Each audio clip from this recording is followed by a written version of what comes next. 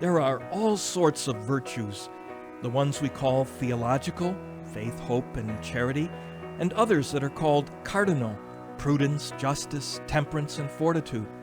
But there's one other virtue that needs to be there as a foundation for all these others, because without it, the others won't work. Hello, I'm Father James Kubicki, and do you know what that foundational virtue is? It's humility. For without humility, all other virtues can become a source of pride. In the 18th chapter of St. Luke's Gospel, Jesus told a parable about humility that shows how necessary it is for prayer. As the story goes, two men went to the temple to pray.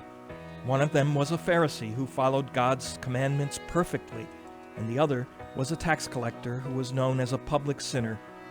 You would think that when they finished their prayers, the first would have gone away justified, and the other condemned. But just the opposite happened.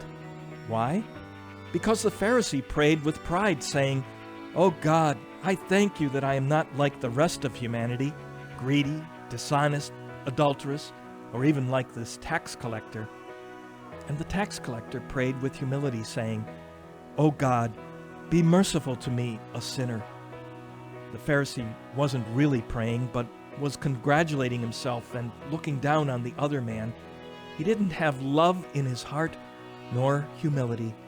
As the saying goes, pride cometh before the fall, and the Pharisee fell into that sin, but the tax collector was raised up by Jesus as an example for us of true prayer, which is always humble.